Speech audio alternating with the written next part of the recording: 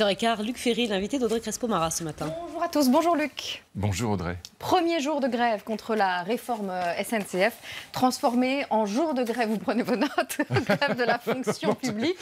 Alors grève de la fonction publique, il y a beaucoup de professeurs en grève aujourd'hui. Cette fois-ci, vous pensez que c'est du sérieux bon, il y en a quand même, vous pensez que c'est du sérieux ou qu'ils n'y vont pas à cause des transports alors? Non, c'est annoncé à 25%, ce qui dans l'éducation nationale n'est pas énorme. Est-ce que vous pensez que c'est du sérieux parce que les manifestations contre la réforme pas du tout. Je pense que, et je leur dis très amicalement aux syndicats et aux grévistes, ils rendent évidemment service au gouvernement. Le but du gouvernement, c'est d'avoir quand même un peu de monde dans la rue. Pourquoi? Parce que, et j'ai très bien connu ça de près, quand vous mettez des gens un peu dans la rue, pas trop, parce qu'il ne faut quand même pas que ça déborde, mais quand vous mettez des gens dans la rue, vous donnez l'impression à la France entière que vous êtes en train de réformer de manière courageuse.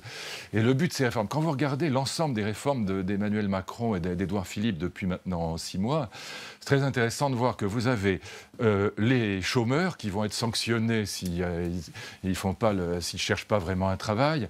Ce sont des symboles du clivage droite-gauche. Vous avez donc les chômeurs, les clandestins qu'on va renvoyer, qu'on va reconduire à la frontière, et puis vous avez le statut des cheminots. Ces 3 symboles droite-gauche absolus.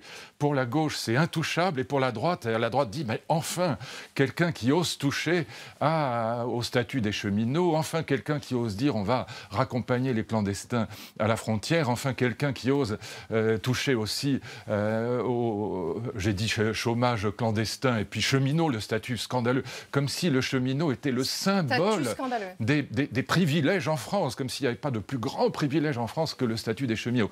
Et donc ça, c'est toujours la même chose. Le but du gouvernement actuellement, c'est de casser la droite. Voilà, c'est pas tellement de réformer la France, au passage.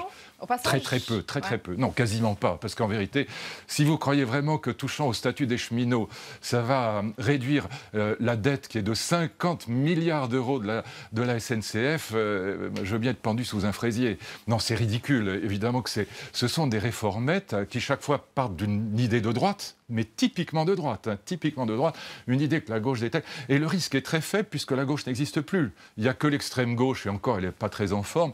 Et pour l'instant, le Parti socialiste n'existe quasiment pas. Les Français ignorent complètement qui est Olivier Faure. C'est pas un grand leader. C'est pas du tout contre lui que je dis ça. Peut-être qu'il va le devenir. Mais pour l'instant, le PS n'existe plus. Donc Emmanuel Macron veut casser la droite, c'est ce que évidemment. Vous dites. Et vous verrez après la proportionnelle qui va arriver, c'est la même chose. C'est-à-dire qu'un peu de proportionnelle, c'est le meilleur moyen de casser la droite. Et donc là, pour les électeurs de droite, pour le lecteur du Figaro, on se dit, enfin, chômeurs, clandestins, et puis la SNCF, le cheminot, voilà, la droite n'a jamais osé, Macron y va, formidable. Donc c'est très efficace. Pardon ? Est-ce une mauvaise chose pour autant ? Ça ne sert pas à grand-chose. Encore une fois, c'est des réformes. Ce qui serait très courageux, c'est de réduire la dette, par exemple. Voilà. Et la dette et de réduire les déficits publics.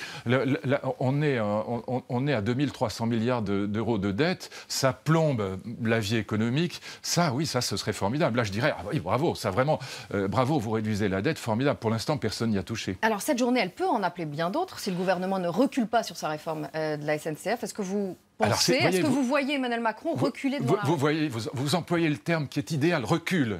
Et ça, là aussi, c'est un des gris-gris de la droite, c'est le symbole absolu. Est-ce qu'il va reculer ou pas ? Voilà.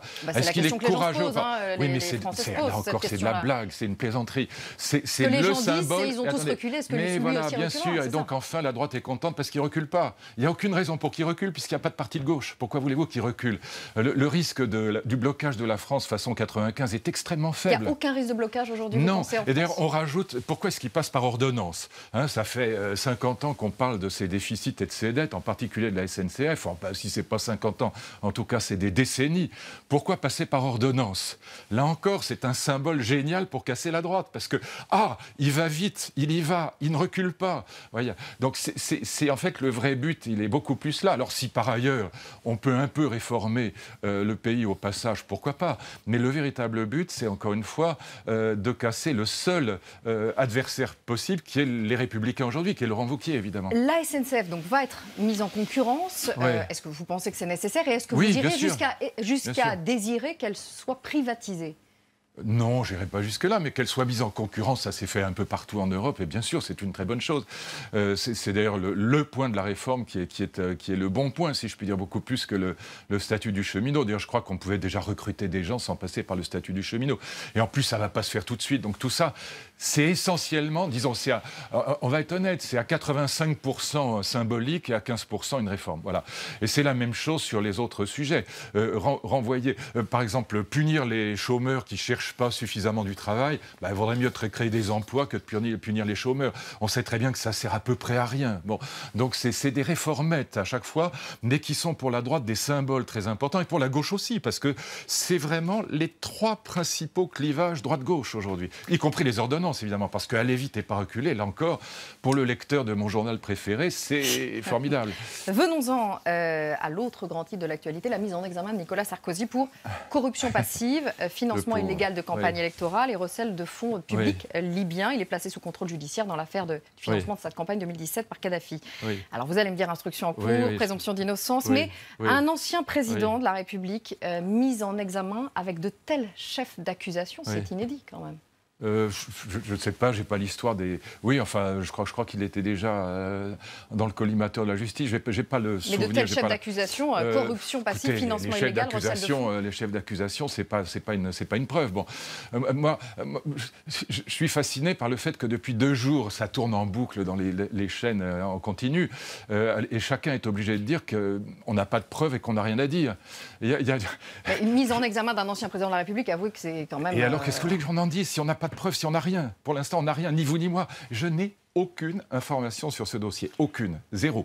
Et donc, qu'est-ce que vous voulez que je vous dise? Alors, je rappelle, Luc, vous étiez ministre de l'Éducation de Jacques Chirac quand Nicolas Sarkozy était son ministre de l'Intérieur. Oui, nous étions ministres ensemble. Mais bien avant 2007, évidemment. C'était en 2002-2004. Donc, n'étant pas ministre en 2007, j'ai aucune information particulière sur le dossier Sarkozy.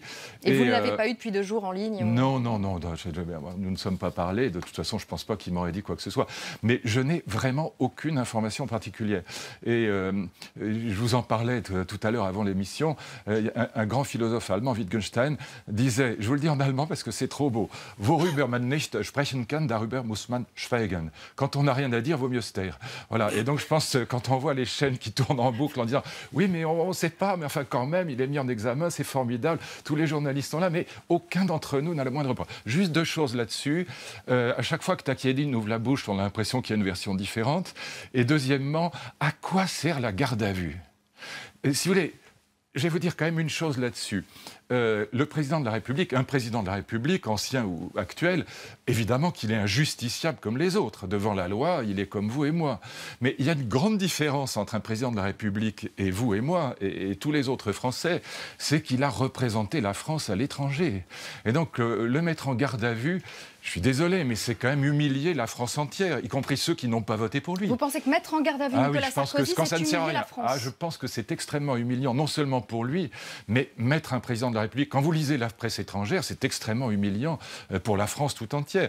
Alors, est-ce que ça sert à quelque chose? Ça montre bien la séparation des pouvoirs, que la justice ça montre rien du tout, ça montre simplement que probablement on veut l'humilier, parce que à quoi ça sert puisqu'on le laisse rentrer chez lui? Et est-ce que vous pensez sérieusement? Parce que normalement, la garde à vue, c'est fait pour empêcher qu'il y ait une communication entre celui qu'on met en garde à vue puis d'éventuels témoins qui pourraient peut-être, je ne sais pas, impressionner d'une manière ou d'une autre. Mais là, ça fait des années que cette histoire court dans la presse et en plus, on le laisse rentrer chez lui, ce qui prouve que cette garde à vue, probablement, ne sert absolument à rien. Donc vous pensez que les juges instructeurs, je pense que c'est pour l'humilier.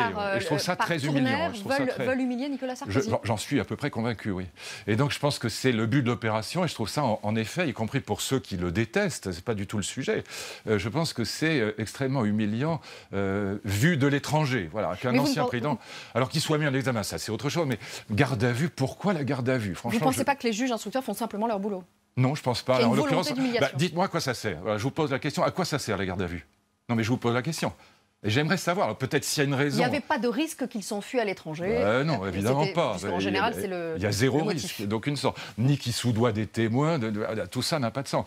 Et donc, je me demande à quoi sert une garde à vue. Encore une fois, le président de la République est injusticiable absolument comme les autres. S'il a fait quelque chose de mal, il doit être condamné absolument comme vous et moi, comme n'importe quel citoyen. C'est pas ça que je dis. Mais pourquoi la garde à vue? À quoi ça sert, sinon être extraordinairement humiliant? Et encore une fois, il y a une différence malgré tout entre un président de la République et vous et moi, c'est qu'il il a représenté la France à l'étranger, et je trouve qu'on devrait quand même faire attention. J'aimerais savoir, peut-être que je me trompe, je ne dis pas, mais j'aimerais qu'on me dise à quoi sert cette garde à vue, surtout qu'on le laisse rentrer chez lui. Et si les faits sont avérés, c'est un président de la République élu grâce à des millions de dictateurs qui a fini par faire renverser. C'est pas le problème, mais ça... C'est quand même un scandale d'État. Oui. Mais quel rapport avec la garde à vue Oui, mais ça n'a aucun rapport avec la question de la garde à vue. Voilà, donc je trouve que c'est la méthode qui est vraiment discutable et pas du tout sur le fond. S'il a fait ce qu'on lui reproche, qu'il soit condamné comme n'importe quel... personne qui a enfreint la loi. Encore une fois, c'est injusticiable absolument comme les autres, mais la méthode me paraît quand même étrange. Est-ce que vous avez lu l'enquête de Mediapart? Non, je lis pas Mediapart. J'ai pas de. Par curiosité. Non, j'ai pas de. J'ai tellement de méfiance à l'égard du travail de Mediapart que j'évite de les lire.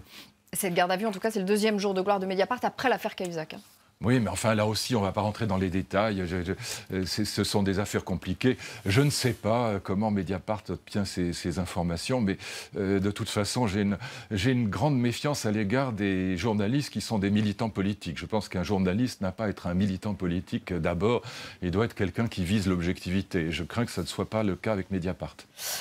Autre cible, on parlait des cheminots, autre cible du gouvernement, vous l'évoquiez, les chômeurs. Encore un grand privilégié, oui. Le barème des sanctions en cas de refus d'un travail proposé va être durci. Oui. Est-ce que vous êtes de ceux qui pensent que s'il y a du chômage en France, c'est parce que les chômeurs refusent de travailler? Mais évidemment pas, c'est pour ça que je vous dis. Quand vous prenez clandestins, chômeurs, cheminots, c'est quand même pas les symboles des privilèges de la France. Voilà, on tire vraiment malgré tout sur des petits, des sans-grades. Voilà, donc pareil, là, réformette, il n'y a rien à voir. Et donc on sait très bien... Non, c'est pas ça, c'est qu'on sait très bien que ça met la gauche hors d'elle et que ça fait plaisir à la droite, pour dire les choses un peu brutalement, mais c'est quand même le but de l'opération. On parlait de Nicolas Sarkozy, l'autre homme politique qui a fait la une, c'est Vladimir Poutine, réélu triomphalement à la tête de la Russie. Alors, tout le monde se méfie de Poutine. On l'accuse d'avoir truqué les élections, d'avoir muselé l'opposition, d'avoir des pratiques dictatoriales. Tout le monde sauf vous. Ah non, pas du tout, sauf moi. Non, je pense qu'il y a heureusement, il y a beaucoup d'hommes politiques, que ce soit Giscard d'Estaing, que ce soit François Fillon, qui étaient plutôt favorables à Poutine, ou que ce soit d'ailleurs Madame Carrère d'Ancos, qui n'est pas, je crois, le symbole de l'ignorance de ce qui se passe en Russie. Que pensez-vous de Vladimir Poutine? Vous l'avez rencontré? Oui, moi je l'ai rencontré, j'ai parlé avec lui. Parce que, vous êtes allé chasser l'ours à main nue aussi? Non, je déteste la chasse, mais de toutes les formes de chasse d'ailleurs. Mais moi je suis un grand défenseur du règne animal, j'aime mieux les animaux que les chasseurs. Mais peu importe. Non, Poutine parle l'allemand comme le russe. J'ai fait mes études en Allemagne et donc quand je l'ai rencontré, on a pu parler un peu ensemble. Et c'est pas suffisant pour... Non, je pense qu'il est très très bien élu, que malgré tout, c'est une vraie élection démocratique. Alors, il est bien mieux élu que la dernière fois. Donc, qu'il y ait des tricheries en Russie, il y en a aussi au PS ou ailleurs, dans toutes les élections. Vous compareriez le PS à la Russie le bourrage des urnes, ça a toujours existé dans toutes les élections, y compris chez nous. Bon. Donc, c'est pas le sujet. Le sujet, c'est que malgré tout, c'est une élection démocratique et clairement, il est élu, quelle que soit la triche ou pas la triche, c'est pas ça le sujet. Le sujet, c'est... Voilà, est-ce qu'on a bien fait de détester Poutine, de le renvoyer dans ses cordes et de le renvoyer vers la Chine? En vérité, on a créé nous-mêmes, parce qu'on a refusé d'intégrer Poutine dans l'Europe, d'avoir une relation européenne avec Poutine, on a renvoyé Poutine vers l'Asie et vers la Chine. C'est une immense erreur. Voilà. Par ailleurs, je continue à penser qu'à Palmyre, par exemple, il nous a rendu grand service et que dans la lutte contre Daesh, c'est lui qui est au premier plan, beaucoup plus que les Américains, beaucoup plus que les Français.